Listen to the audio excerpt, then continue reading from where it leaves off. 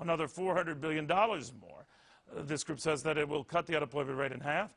Tamara Draut is with the, I guess, the liberal group, the group pushing this plan. Tamara, good to have you. Good to be with you, Neil. I think, as your group even points out on the site, that there's very likelihood in this environment you'll see that.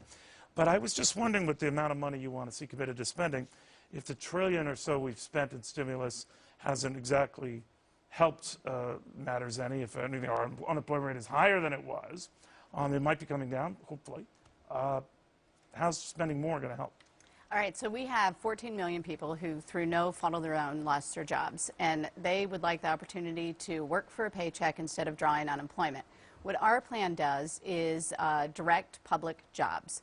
So we can create government jobs, direct public jobs, filling neighborhood needs, major national needs. It puts people back to work, which, by the way, is the key to reducing the deficit. So we believe spend money now, and that will lead to deficit reduction in the future. What about just creating an environment that encourages those same folks to be picked up by private companies?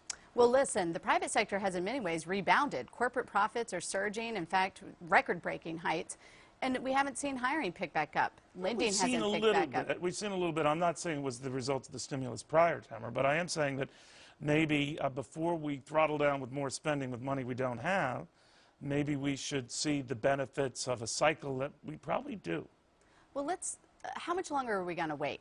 That's a key question here. We're already more than a year and a half past the official end of the Great Recession. I would be open to that, right? if we thought that more spending was the answer. Well, it is interesting that the pickup in jobs seems to be almost dovetailing with the promise of tax cuts or keeping rates right where they were.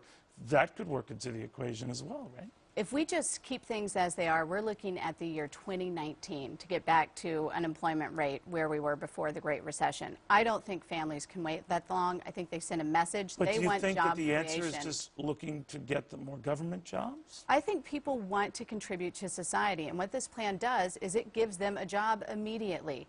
You know, whether it's rebuilding bridges or repairing schools. You've earmarked, no pun intended, that money for those jobs.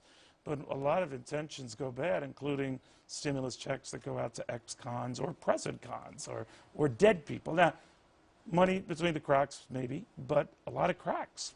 Well, but come on, we have a can-do spirit in this country, and I think and I'm saying, well, the spending can't do it, right?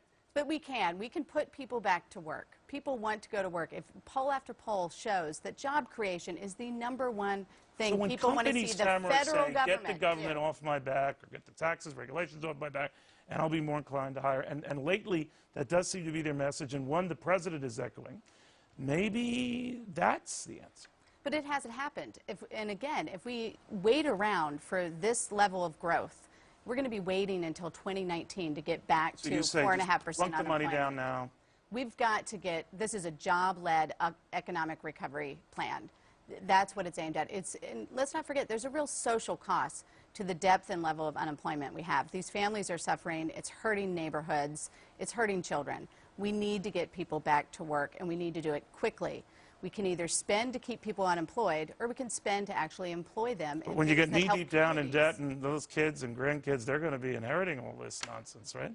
Listen, we have a short-term deficit caused by the recession, caused by the Bush tax cuts, caused by 2 wars, right? We know that. Caused by the recession, 9/11, other little incidents along the way, right? The long-term deficit and debt is a structural issue. We do need to get to that. But even, I was watching the interview with Simpson and Bowles, even they say short-term, we have got to get the economy going again, and we have to put people back to work. Well, it shouldn't be like Charlie Sheen and deny a great job. Right? But now we have one more person. Now, one more job at Warner Brothers is opening up. Or we come back, they get the boot, their staffers get the loot. What are you getting in return? We're picking apart those numbers after this. This program is brought to you by Spice.